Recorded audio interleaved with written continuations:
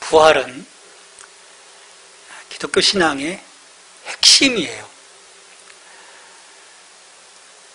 구원의 완성이고 또 하나는 예수님이 하나님의 아들 되심을 보여주는 증거이기 때문입니다. 하지만 부활은 1세기 제자들로부터 오늘 21세기 현대인에게 이르기까지 모두를 당황하게 만드는, 당황하게 할 정도로 인간의 이해력과 상상력을 한계 너머로 몰아세우는 사건이기도 합니다. 당장 부활에 대해서 이야기하라고 하면 쉽지 않은 거예요. 우리 교인들도. 부활이 역사 속에서 일어났지만 동시에 역사를 초월하는 사건이어서입니다. 그러기에 이 인간의 어떤 그 이성과 상식만으로 접근해 들어가다가는 바로 벽에 부딪히고 마는 거예요. 그래서 우리 세상 사람들은 얘기할 것도 없고 우리 기독교인들에게 있어서도 이 부활이라고 하는 이 난제 앞에서는 고민하다가 슬쩍 피해가는 거예요. 우회하는 거죠. 이건 그냥 내버려 두는 거예요. 근데 그러면 어떤 문제가 생기냐면 기독교가 아닌 거가 되는 거예요. 겉은 기독교인데 그 안은 기독교가 아닌 거예요. 우리 기독교인이라면, 그리스도인이라면 부활을 통해서 이미 역사에 드러났고 궁극적으로 역사의 마지막에 완성될 하나님의 나라를 성령의 능력으로 지금 여기서도 속하며 살아야 하는 것이기 때문입니다. 근데 이 핵심이 빠지면, 이 부활이 빠지면 일이 우리 안에서 이루어질 수 없는 거예요. 참된 기독교라고 실현할 수가 없는 거죠.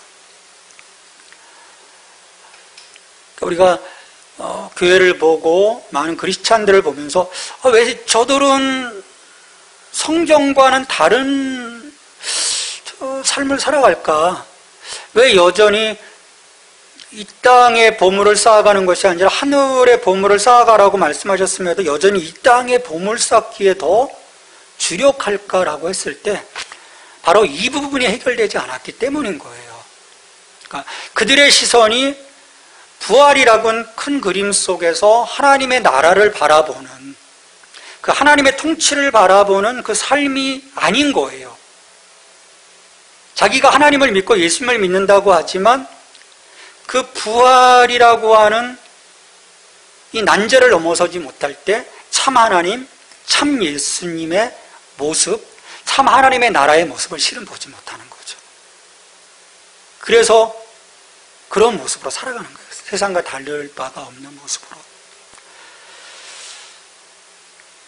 여러분들도 다 경험하셨지만 부활은요, 내가 그것을 믿고 이 부활 신앙을 소유하는 일, 쉬운 일은 아니죠. 성령님의 강력하신 도움이 실은 필요해요.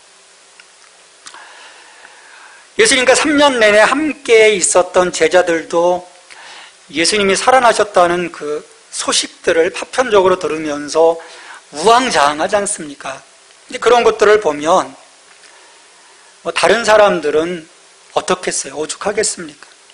다 같은 상황인 거예요. 왜 이런 일들이 벌어졌을까? 1세기 예수님이 돌아가셨을 때 아까 전세대 예배에서도 말씀드렸지만 예수님이 말씀하셨잖아요. 그리고 천사가 이야기할 때 마태복음에서는 그 말씀이 나오는데 여기 마가복음에서는 나오지는 않는데 그가 말씀하신 대로 살아나셨다. 그러니까 여러 차례에 걸쳐서 말씀하셨거든요. 그런데 그 들은 말씀을 그들이 그래 믿고 그 부활하신 예수님을 상상하지를 못했던 거예요. 상상할 수 없었던 것이 그들 삶 속에 현실로 다가오니까 그것이 자신들의 현실 속에서 받아들여지지 못하는 거예요. 그러니까 상상할 수 없었던 거기 때문에. 오히려 그들은 두려움 속에 있었던 거죠. 예수님 죽음 이후에 닥쳐올 높은 그 파도, 우리가 그것들을 어떻게 감내하고 가지라고 하는 두려움이라는 틀 속에 지금 갇혀 있었던 거죠. 그렇게 해서 마음이 무거운데 어떻게 예수님에 대한 그런 생각들을 할 수 있겠습니까? 내 살 길을 지금 찾고 있는 거거든요. 그런 상황 속에서 누가 예수님을 보았다고 했을 때 그들은 생각했던 거죠. 착각이고 환각이었을 거다.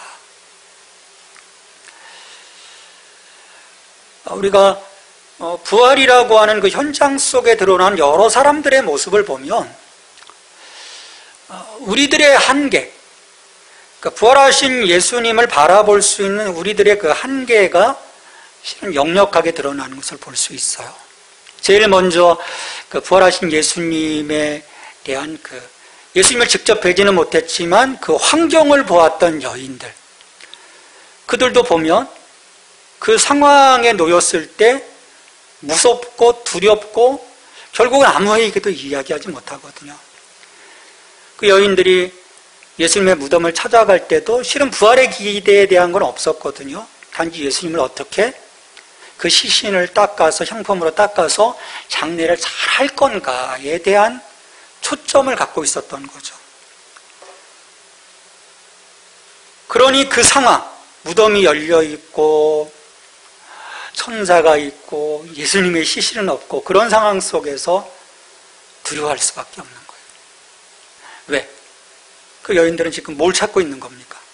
십자가에 달려서 지금 돌아가신 그 주님, 그리고 저 무덤에 누워 계셔야 될 주님을 찾는 건데 주님이 없는 거예요.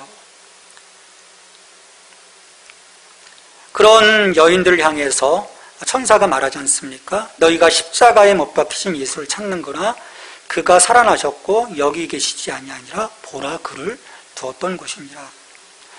여인들은 죽은 예수를 찾고 있는 것입니다. 산 예수님을 찾는 게 아니에요. 여기서 우리가 초점을 바꾸지 않으면요, 결코 부활하신 예수님을 볼 수 없는 거예요. 내가 나의 이성과 나의 상식과 이 한계를 뛰어넘어서 부활하신 주님을 찾아가지 않는 한 나는 주님을 만날 수 없는 거예요. 많은 분들이 그 부활하신 예수님보다는 도덕적이고 윤리적인 교사로서의 주님을 찾는 것들이 너무 많은 거예요. 혹은 내게 조언을 잘하고 혹은 어떤 복을 빌어주실 수 있는 그런 정도의 주님, 그 역사 속에 있었던 죽으신 예수님을 우리가 찾는 것들이 너무 많은 거예요. 부활하셔서 오늘 나와 함께 하시는, 내가 세상 끝날까지 너희와 함께 하시겠다라고 약속하신 그 부활의 주님을 찾지 못하는 거예요. 주님과의 동행이 없는 거죠. 내가 주님과의 동행이 없다면 나의 생명은 참 생명일까요? 아닌 거예요. 이들의 초점을 바꾸는 거죠. 천사가. 야, 지금 주님이 여기 계시지 않아. 너희들 헛된 것을 찾지 마. 그리고 나가서 너희들이 지금 예수를 보지 못했지만 나가서 살아계신 예수님을 빨리 가서 저 제자들에게 증거해라고 천사가 재촉을 합니다. 마가복음 16장 7절에 보면 가서 그의 제자들과 베드로에게 이르기를 예수께서 너희보다 먼저 갈릴리로 가시나니 전에 너희에게 말씀하신 대로 너희가 거기서 배우리라 하라. 지극히 정상적이라면은 여인들이 제자들에게로 달려가야 되잖아요. 하지만 여인들은 명령을 수행하지 못해요. 무서워서 아무에게도 아무 말도 하지 못해요. 왜 그랬을까? 지금 놀라운 걸 목격했는데 눈은 보았지만 마음으로 와닿지 않은 거예요. 내가 본 것이 내 마음속에 감동으로 올 때 실은 나가서 전할 수 있는 거거든요. 내가 예수님을 전하는 것도 맞습니다. 똑같아요. 내게 감동이 없는 한 사실은 흘러가지 못하는 거죠. 아무에게도 이야기할 수 없는 거예요.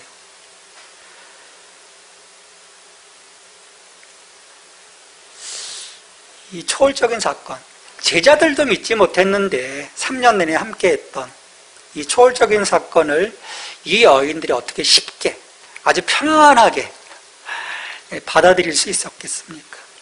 그래서 어떤 면에서 우리 기독교 신앙은요, 불편함으로부터 시작되는 거예요. 내가 갖고 있었던 이 틀을 깨는 것으로부터 기독교 신앙은 시작이 돼요. 이 틀을 깨지 못하면 여전히 불편한 거예요. 오늘 이 부활의 이 아침에 여러분이 갖고 있었던 이 불편한 틀들을 여러분들이 깨시길 바랍니다. 내 한계를 깨뜨릴 때 내가 살아계신 주님을 볼 수 있게 되는 거예요. 자, 2일 후에 예수님이 사람들을 직접 만나 주십니다. 천사의 고치 이후에 예수님이 사람들을 만나요. 우리 요한복음 20장에서 보면 막달라 마리아가 예수님의 그 시체가 어디론가 없어져서 이제 망연자실하지 않습니까? 사랑하는 주님이 사라진 거예요. 빈 무덤을 봤으면 지금 살아계신 주님을 봐야 되는데 아직도 이 틀이 깨지지 않으니까 우리 주님 어디 가셨을까? 그때 친히 마리아에게 찾아오시죠, 예수님이. 처음에 예수님을 알아보지 못해요. 여러분, 이 부활하신 주님은 소생하신 게 아니에요. 소생과 부활은 달라요. 부활체, 새로운 거예요. 새로운 모습인 거죠. 근데 또 전혀 새로운 모습이 아닌 거예요. 부활하신 예수님의 모습 속에 내가 갖고 있었던 과거의 그 연속성이 있어요. 그래서 예수님의 손자국에는 상흔이 있죠. 발에도 못자국에 상흔이 있어요. 허리에도 상흔이 있어요. 나중에 제자들에게 다 보여주시잖아요. 지금 의심하는 제자들을 향한 예수님의 배려이기도 하죠. 근데 반면에 또 비연속성이 있어요. 전혀 다른 모습이죠. 갑자기 나타나시고 갑자기 없어지시고 시공간을 초월하시는 모습들을 보게 돼요. 그런 예수님이니까 알아보지 못하는 거예요, 처음에. 그러나 예수님께서 마리아의 이름을 불러주시는 그분의 친밀한 목소리, 마리아야. 그건 연속성이잖아요. 예수님의 목소리가 달라진 것이 아니거든요. 그 친밀한 목소리를 듣고 마리아는 예수님을 알아봅니다. 그리고 그 앞에서 무릎을 꿇죠. 얼마나 기뻤겠어요. 제자들에게 당장 달려가 예수님이 부활하셨음을 알립니다. 마리아에 이어서 부활하신 예수님은 슬픔에 잠겨 엠마오로 걸어가고 있던 두 제자에게로도 오시죠. 하지만 똑같이 제자들은 예수님을 알아보지 못했어요. 비연속성. 전혀 새로운 그 모습을 그들이 간파하지 못한 거죠. 그리고 무엇보다도요, 그들 마음속에 죽어있는 예수가 가득 차 있었던 거예요. 돌아가신 예수님. 산 예수가 아닌. 예수님 분명히 말씀하셨는데, 내가 살아날 거야 라고 말씀하셨는데, 산 예수가 아닌 죽은 예수로 가득 차 있으니까 옆에 오신 분이 정말 주님일 거라는 0.0001%의 어떤 기대도 없었던 것이니까 그냥 같이 가는, 동행하는 어떤 나그네인가 보다라고 생각할 수밖에 없는 거예요. 한참 대화를 하며 걷다가 예수님과 함께 여관에 들어가 떡을 뗄 때 연속성, 마지막 날 떡을 떼시며 축사하시던 그 주님의 그 모습을 보고 깨닫게 되는 거죠. 예수님이시구나. 그래서 우리가 주님을 볼 때요, 이 연속성과 비연속성 속에서 성령님의 깨닫게 하심이 그래서 중요한 거죠. 우리가 볼 수 없는 부분들이 참 많은 거예요. 성령님이 보게 하셔야 돼요. 내 마음을 열어주셔야 되는 거죠. 내 눈을 열어주셔야 되는 거예요. 가던 길에서 즉시 돌아와 예루살렘으로 가서 예수님이 부활하셨음을 제자들에게 전하게 돼요. 자, 이 막달라 마리아와 엠마오로 가던 두 제자를 만나주시는 예수님 이 장면을 보면서요, 매우 중요한 것을 우리가 깨달을 수가 있어요. 부활한 그리스도께서는요, 선택된 제자들을 찾아가 인격적으로 만나시고 대화를 나누시고 그들을 증인으로 변화시키셨다는 거예요.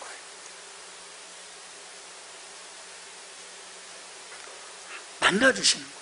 마리아를 만나주시고 엠마오로 가던 두 제자를 만나주시고,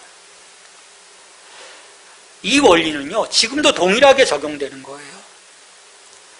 부활하신 예수님을 인격적으로 만나는 시점에서 우리의 믿음은 온전하게 작용하기 시작합니다. 예수님의 선택에 의해서 오시는 거죠. 오늘도 마찬가지예요. 예수님이 우리에게 오심으로써 내가 그 주님을 만나게 되고 깨닫게 되는 거예요. 살아계신 주님을.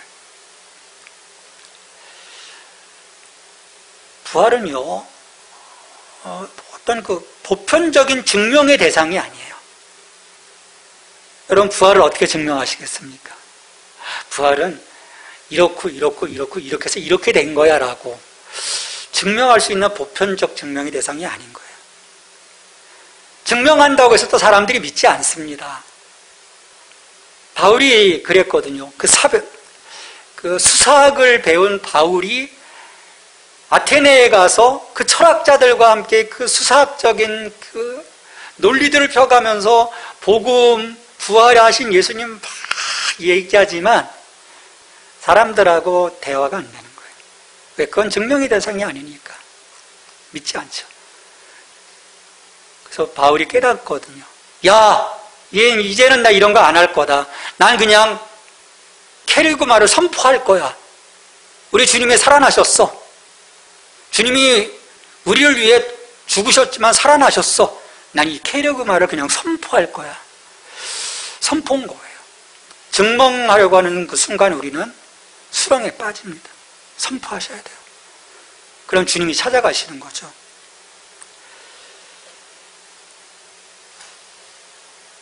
제자들은 그렇게 두 사람이 와서 증명을 해도, 예수님이 살아나셨음을 이야기해도 믿지 않아요. 16장 11절에 보면 그들은 예수께서 살아나셨다는 것과 마리아에게 보이셨다는 것을 듣고도 믿지 아니하니라. 또 16장 13절에 두 사람이 가서 남은 제자들에게 알렸을 때 역시 믿지 아니하니라. 참 이 불신이 깊은 거죠. 예수님은 말씀하셨지만 또 이 집단 불신이 또 그렇게 힘들어요. 같이 어떤 믿지 않는 사람들이 이렇게 뭉쳐 있으면요, 그 틀을 깨는 게 또 쉽지 않은 거예요. 근데 주님이 그 불신이라고 하는 커다란 어떤 그 집단의 그 공동체 속으로 들어오셔서 이제 그 불신의 벽을 깨뜨려 주시는 거죠. 음식을 먹다가 제자들이 화들짝 놀랍니다. 지금 문이 닫혀 있는데 예수님이 들어오신 거예요. 비연속성. 새로운 부활체이신 거죠. 시공간을 초월하시는. 그렇게 화들짝 놀란 제자들에게 예수님이 평강이 있을저다 말씀하시고요. 그 즉시 연속성. 야, 내가 바로 예수야. 죽었던 예수야. 라고 해서 그 상흔을 보여주시는 거예요. 그제서야 비로소 제자들이 부활하신 예수님을 믿습니다. 이렇게 믿지 못한 제자들, 막달라 마리아의 말, 엠마오로 가던 두 제자의 말, 그리고 예수님을 직접 보고서야 믿은 제자들을 예수님이 꾸짖으십니다. 마가복음 16장 14절 말씀 같이 읽습니다. 예수께서 그들에게 나타나사 그들의 믿음 없는 것과 마음이 완악한 것을 꾸짖으시니 이는 자기가 살아난 것을 본 자들의 말을 믿지 아니함일러라. 귀담아 듣지 않은 거죠. 예수님 말씀하신 것, 우리 사람들도 그렇잖아요. 관계 안에서 귀담아 듣지 않으면요, 결국 이런 상황들이 되는 거예요. 어떤 상황이 펼쳐졌을 때 그때 나 얘기했었는데 나 그냥 못 들었어. 귀담아 듣지 않은 거죠. 마음의 어떤 그 완악함,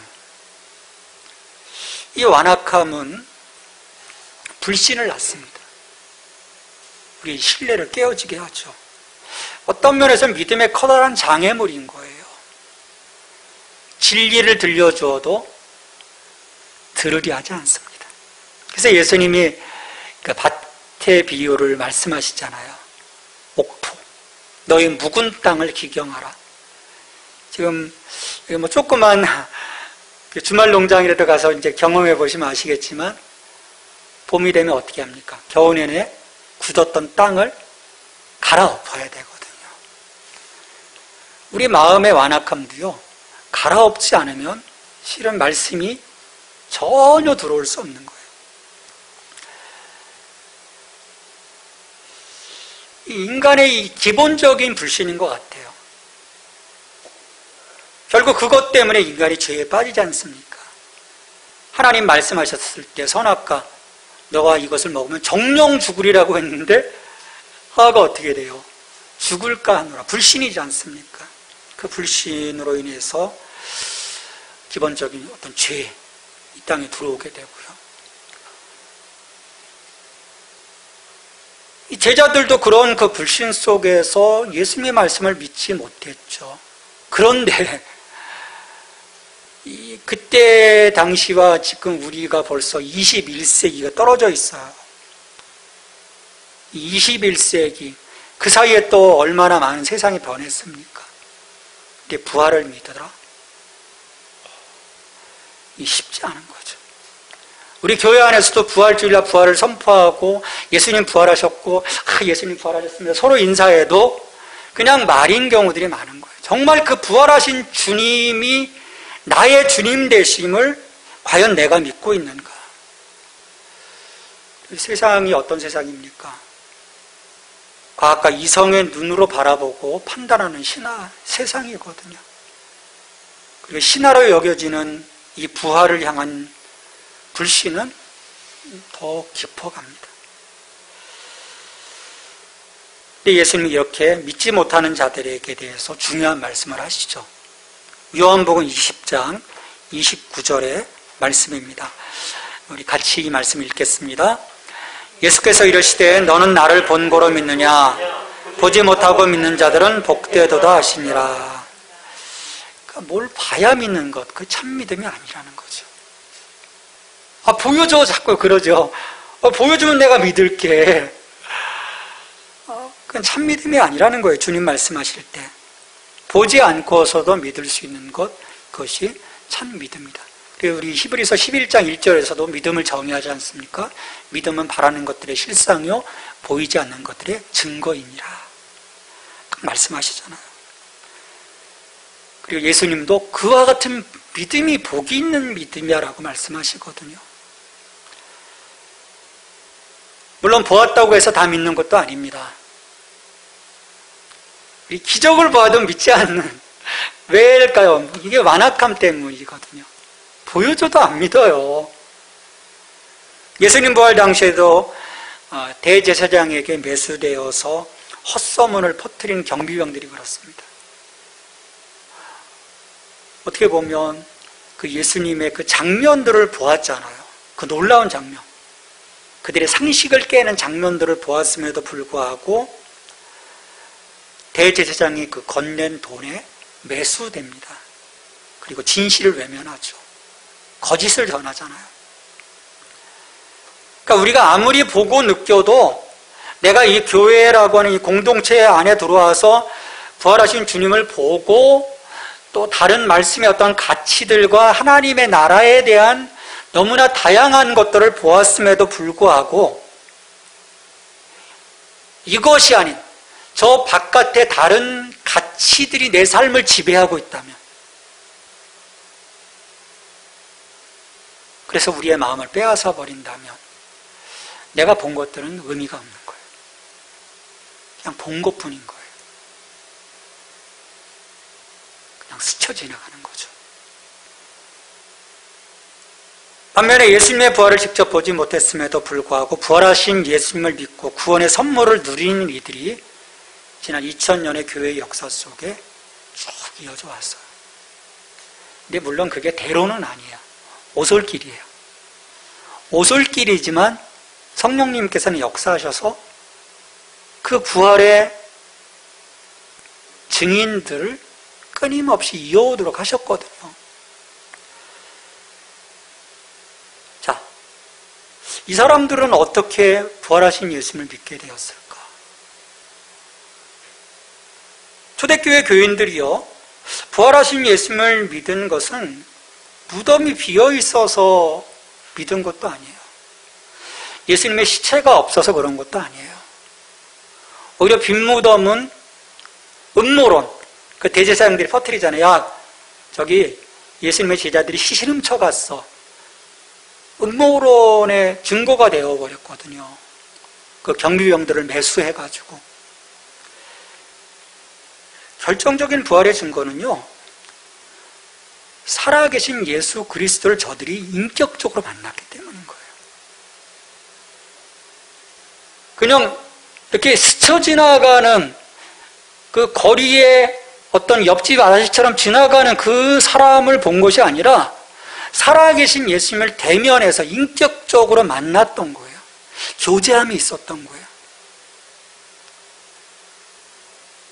지난 3년 동안 연속해 오셨던 그 주님과, 그러나 우리가 알고 있었던 주님과 다른 비연속성에 부활하신 그 주님을 같이 합쳐서 그들이 볼 수 있었던 거예요. 그 이전에 알았던 예수님만을 만난 게 아닌 거예요. 그 이전에 알았던 예수님만을 만났다면 부활에 대한 이 놀라운 것이 2000년 동안 내려올 수가 없는 거예요. 근데 그들의 생각의 틀을 깨어뜨리는 그 비연속성으로서의 부활체이신 예수 그리스도를 그들이 본 거예요.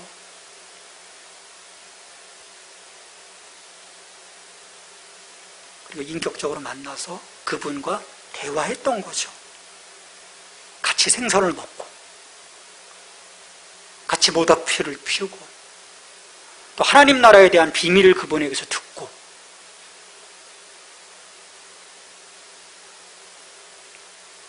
놀라운 경험인 거예요.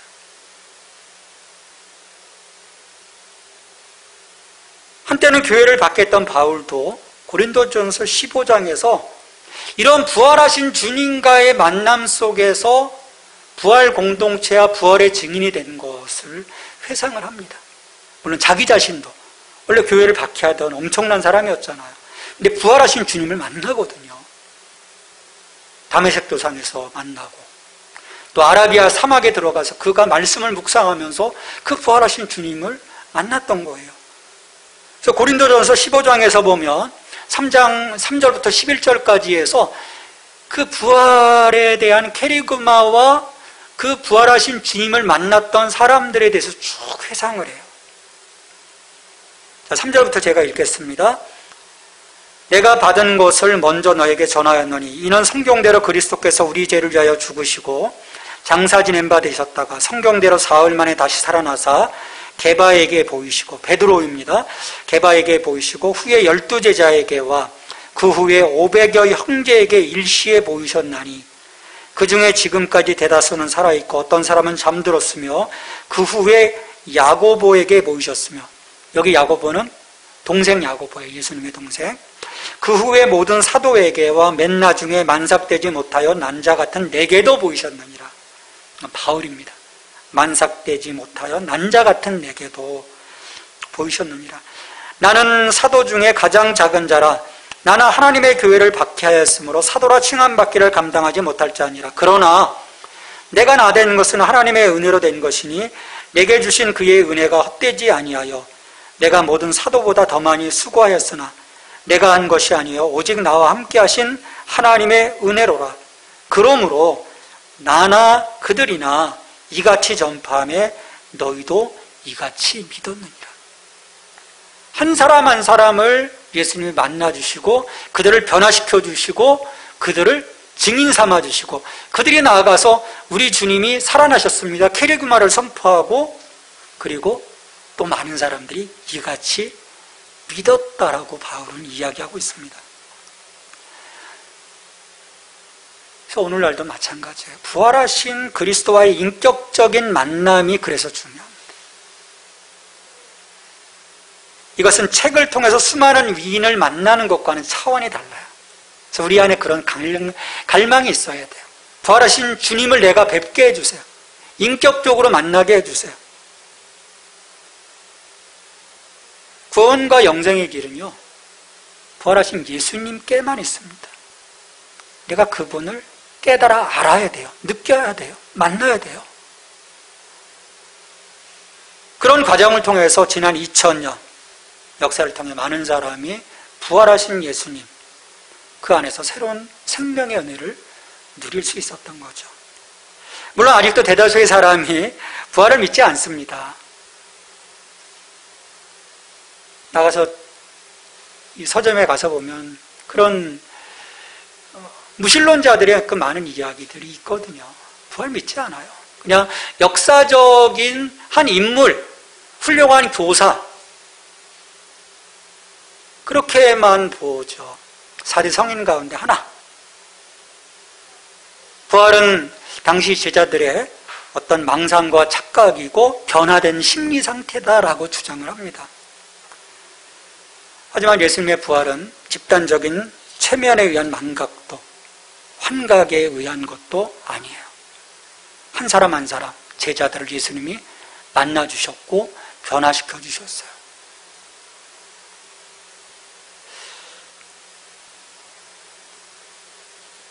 그들이 인격적으로 그 주님을 만났기 때문에 그 주님을 위해서 헌신할 수 있었던 거예요.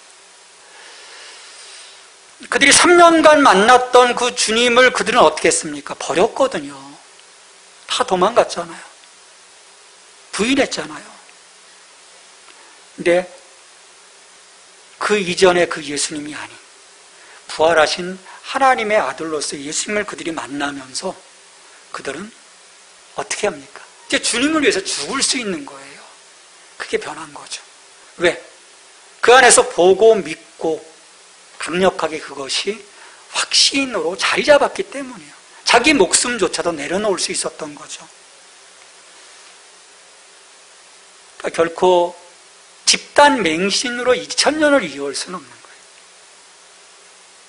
그러니까 무신론자들의 이야기가 더 실은 황당한 거죠. 성경은 숱한 반대에 신경 쓰지 않고 예수님이 부활하셨음을 오늘도 증거하고 있습니다.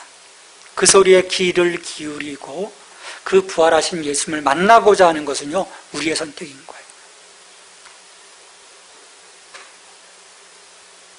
예수님은 십자가에서 악의 세력과 싸우셨습니다.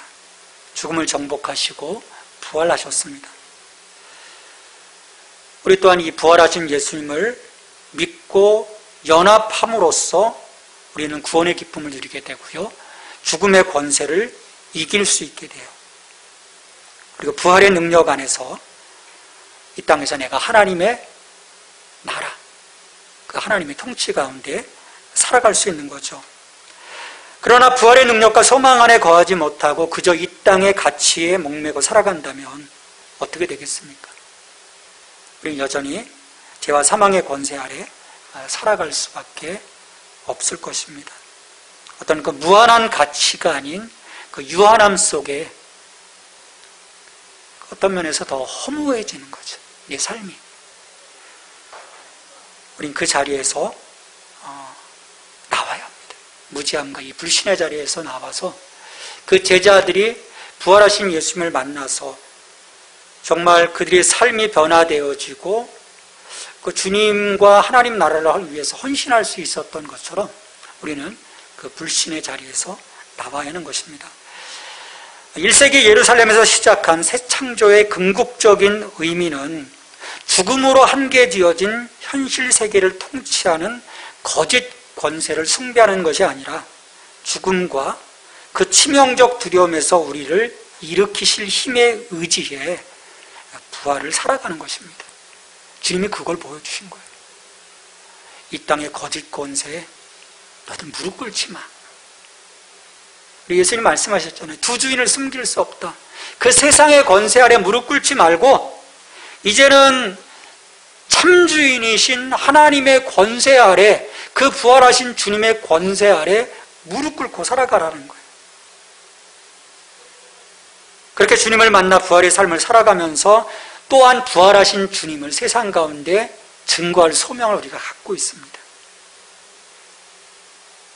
나가서 아직도 영원한 나라의 소망 없이 이 땅에 보물을 쌓기에 동분서주하는 자들에게 우리는 부활하신 주님을 전해야 할 거예요. 그래서 그들이 우리처럼 주님을 만나 삶이 변화되어지고 새로운 권세와 능력 안에 살아갈 수 있도록, 새로운 소망 가운데 살아갈 수 있도록 우리는 외쳐야 할 것입니다. 예수님께서 죽음을 이기시고 부활하셨습니다. 부활하신 예수님만이 우리의 구원이시고 소망이십니다. 오늘도 고백하고 증거하는 저와 여러분이 될 수 있기를 주님의 이름으로 축원합니다. 우리 같이 기도하겠습니다. 부활하신 그 주님, 내가 만나게 또 그 부활의 능력 안에 살아갈 수 있도록 도와주옵소서. 같이 기도하겠습니다. 주님, 부활하신 주님을 이 시간 만나고 있습니다. 주님 앞에 섭니다. 부활하신 주님이 나의 주님이심을 이 시간 고백합니다. 왕이신 주님 앞에 영원히 살아갈 수 있도록 도와주시옵소서. 주님을 의지하고 주님과 함께하게 하여 주시옵소서. 이 죽음으로 한계된 이 현실 세계를 통제하는 거짓 권세를 더 이상 숭배하는 것이 아니라 죽음과 그 치명적 두려움에서 우리를 일으키실 힘에 의지해 오늘도 부활을 살아가는 저희들이 될 수 있도록 도와주시옵소서. 하나님, 우리에게 주신 이 사명이 있습니다. 주님, 이 사명을 가지고 나아가 외치게 하여 주시옵소서. 우리 주님이 부활하셨습니다. 우리 주님이 죽음을 이기고 부활하셨습니다. 외칠 수 있게 하여 주시옵소서. 주님, 도와주시옵소서.